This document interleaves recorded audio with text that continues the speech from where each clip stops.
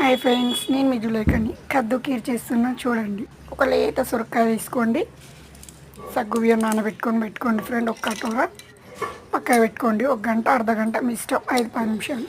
సొరకాయ మంచిగా పొట్టు తీసి పక్క పెట్టుకోండి.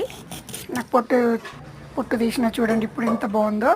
ఇప్పుడు ముక్కలుగా కట్ చేసుకొని అందులో ఉన్న గింజలంతా తీసేయాలి. నీట్గా తీసేసి క్లీన్ చేసేసినాక అన్నీ అట్లనే చేసుకోవాలి.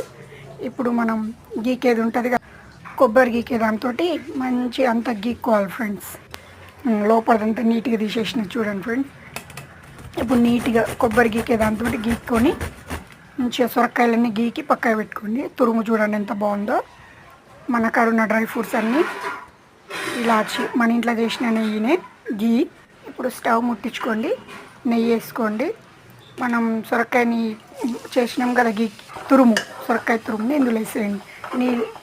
కొంచెం నీళ్ళు పోయిన దాకా మగ్గించండి. మగ్గినాక మూత తీసి ఒక చిన్న గ్లాస్ వాటర్ పోయండి. వాటర్ వేసి ఒక 3-4 నిమిషాలు ఉడకబెట్టండి. అప్పటి వరకు మన పాలు 2-3 పొంగులు వస్తుంటాయి. చూడండి వాటర్ అంతా ఇంకిపోయింది, ఎంత బాగుందో. సొరకాయ ఉడికిపోయింది.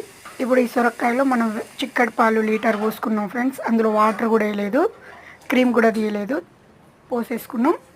పోసుకున్న 2 నిమిషాలకి మనం సగ్గుబియ్యం నానబెట్టినాంగా, ఆ వాటర్ బారబోయొద్దు, బలమే దాంట్లో. ఆ వాటర్తో సహా సగ్గుబియ్యం అన్నీ ఇందులో పోసేయాలి ఫ్రెండ్స్. పోసినాక ఒక 3-4 నిమిషాలు ఉడకబెట్టుకోండి. నేను బాదం, కాజు, పిస్తా పౌడర్ బట్టి ఇందులో వేసిన ఫ్రెండ్స్, అది మీ ఇష్టం.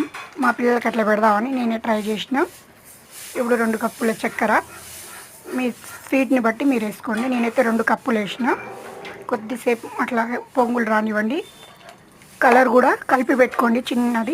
ఇలా చేస్తున్న వీడియోలో చూపిస్తున్నారు చూడండి ఫ్రెండ్స్. అట్లా ఉతుకుతుకని ఉడుకుతుందా, ఉడకంగానే కలర్ వేసేయండి. నేను కలర్ కలిపి పెట్టుకున్నా, డబ్బా తెచ్చుకుంటా. ఇప్పుడు ఒక 2-3 నిమిషాలు ఉడికించినాక దింపేసుకుందాం. క్రీమ్ కూడా వేసినాం చూడండి ఫ్రెండ్స్.